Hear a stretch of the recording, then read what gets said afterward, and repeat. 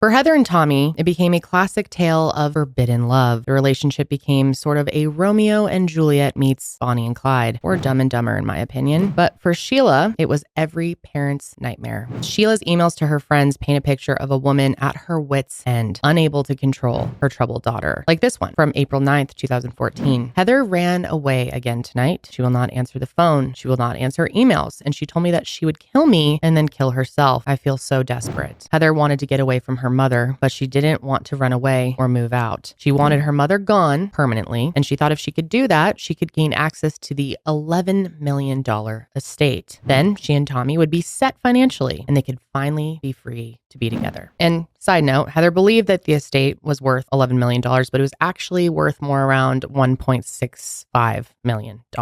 So at just 19 years old, Heather began plotting to kill her own mother. But Heather needed to figure out how she was going to do it. So she reached out to Tommy's cousin, Robert Ryan Justin Bibbs. In late July of 2014, Heather herself told Robert that she wished Sheila was dead. She even asked if he knew someone who she could pay to kill Sheila, and he offered him $50,000 to do it, but Robert also said no. But Robert did know about the diabolical plan. Heather was going to kill Sheila in Bali, and Tommy would join Heather in Bali. Now Robert was going to coach the two on committing the murder. Tommy promised him a cut of the $11 million when the murder was done. So by now, plans were already in motion to murder Sheila. Sheila had been warned by friends not to go on the trip. They believed that Heather was dangerous and spoiled, and Sheila should just cut her off and kick her out. But Sheila still desperately wanted to help her daughter. She even made Heather the sole beneficiary of her estate just a few months before the trip. On August 2nd, 2014, Heather and Sheila arrived at O'Hare Airport. They first checked into the W Resort in Seminyak on August 4th. Heather texted Tommy when they arrived in Bali, "Keep your head up. Trip's going as planned, baby. ...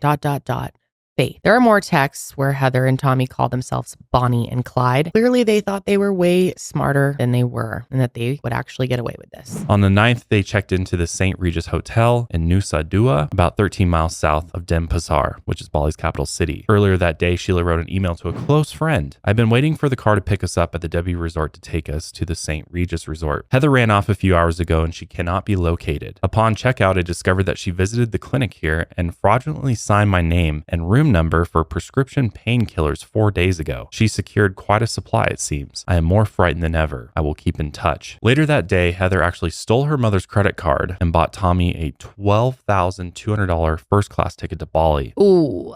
On August 12th, just after midnight, Tommy arrived in Bali. Around 3:30 a.m. on the 12th, Sheila arrived in the hotel lobby. She was clearly frantic and panicking, telling the staff that her daughter was missing. So the staff immediately began preparing to search the hotel grounds for her. But just as they were about to start searching, guess who waltzes into the lobby? Heather, and she's with none other than her boyfriend, Tommy Schaefer. Obviously, Sheila is shocked and very pissed off, so the three of them start to loudly argue in the middle of the hotel lobby. That's when Sheila found out that Heather had used her credit card to book a second hotel room for Tommy, so the argument escalates even more. Obviously, Sheila was not happy that Tommy had shown up, and not only had her daughter gone behind her back and invited him, she flew him out using her credit card. So part of the argument was who would be footing the bill for the very pricey trip, and Sheila had said something like, "I paid for his flight, you two can pay for his hotel room." She did not want to pay for that room. In fact, as they were walking back up to their room, an employee heard Sheila tell Heather that she'd be pursuing credit card fraud charges when they got home. So at 3:45 a.m. that night, Sheila was last seen on hotel surveillance camera walking out of the hotel lobby. She and Heather returned to their room and Tommy went to his. Heather texted Tommy that they should wait until Sheila fell asleep before they killed her. They discussed suffocating her or hitting her to knock her out. Heather at one point said, "Literally can't wait." Around 6 a.m., Sheila called down to the lobby and asked them to give her a courtesy wake-up call at 10 a.m. And this is the last time she was heard from by anyone other than Tommy and Heather. Meanwhile, Tommy was texting Robert back at home. He said that Heather had tried to kill Sheila by giving her an overdose, but it didn't work. So Robert started giving Tommy advice on different ways to kill Sheila. Later, Robert had said in court that he never thought Tommy would actually go through with it, just Heather, which really doesn't make any fucking sense. At 8:20 a.m., Heather texted Tommy, "There's no better time to say hi, is there?" Now, Tommy and Heather used saying hi as code for the moment of the attack. The original plan was to have Heather kill Sheila, and Tommy would wait outside their room in case she needed help. But that plan changed, so the two of them talked about suffocating her. Tommy texted, "All you have to do is get her weak. I'll be standing by the door. Relax. You're Bonnie. Do it." Tommy sent Heather a photo of a metal fruit stand grip. This is what they intended to kill Sheila with. Then he made his way to room 317 with the object hidden under his shirt. He quietly entered the room. Either Heather let him in or he had access to a key card to get in. As Tommy hid in the bathroom, Heather continued to text in the room with Sheila. She asked Tommy to suffocate her. Tommy said he had to hit her, but Heather replied, "Can't we suffocate her together? Put your hand over her mouth." Heather asked if the fruit stand would be enough to kill her mother, then went to the bathroom herself to see if the murder weapon was enough to actually kill her. She decided it was sufficient. The last text was sent at 8:57 a.m. Tommy said, "Let me just creep up and whack her. She was drunk, slipped, and fell." Heather replied, "Okay, just knock her out. It'll be so much easier." These then were the last few moments of Sheila von Wiesmack's life. Tommy walked in the room and struck Sheila, ambushing her. Heather covered her own mother's mouth as Tommy delivered more blows. He hit Sheila in the face and head again and again until he had bludgeoned her to death.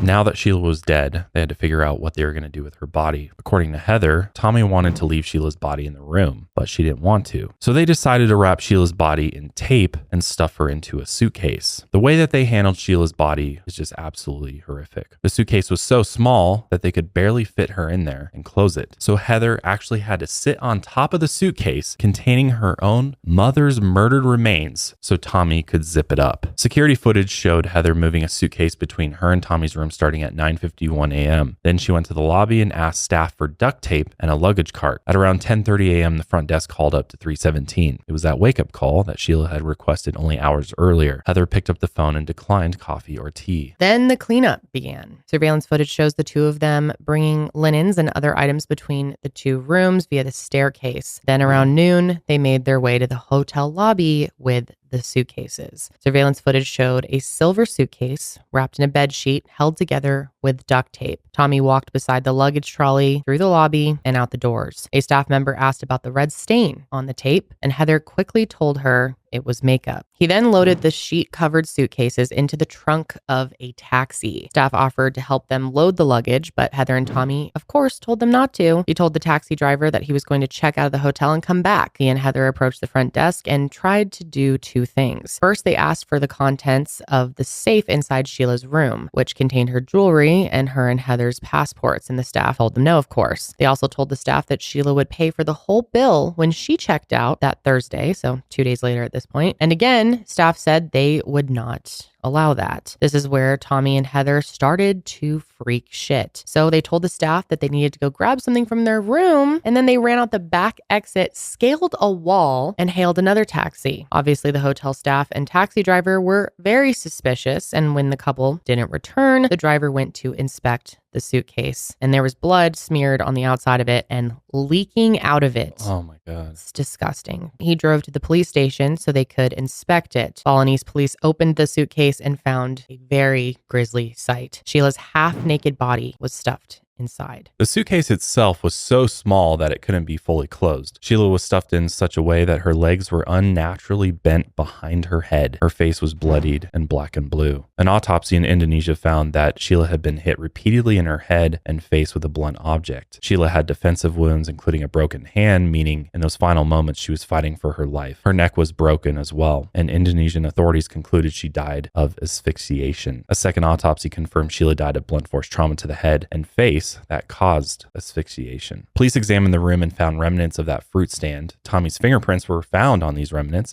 and they also found bloody clothing, linens, and pillows, including bags of linens and clothes the two had thrown out in the hotel gardens. One of those items was a blood-soaked white Victoria's Secret shirt printed with the word angel on the front. Heather later testified that her shirt got bloody when she gave a lifeless Sheila one last hug. Meanwhile, Heather and Tommy made their way to the airport. They asked about getting replacement passports, but they were told they needed to go to the embassy first. From there, they checked into the Risada Bali Resort and Spa in Kuta, which is right near the airport. Heather Heather and Tommy have been calling themselves criminal masterminds, and yet Heather decided it would be a good idea to check into that hotel using her mother's credit card. They even gave the staff their real full names. Dude, these two are the stupidest people I think I've ever seen. Meanwhile, police had named Heather and Tommy as suspects in Sheila's murder. So a manhunt was now underway. And of course, when hotel security saw the names of the suspects, they recognized them immediately. It was the two geniuses who checked in under the exact names that the police were looking for. The cops arrived at the hotel at 8 a.m. the next morning and found Heather and Tommy asleep in bed. And of course, they were immediately arrested. They told police that they'd been held captive by an armed gang, and the gang killed Sheila. But they were able to escape, of course. And the cops immediately knew this was complete bullshit.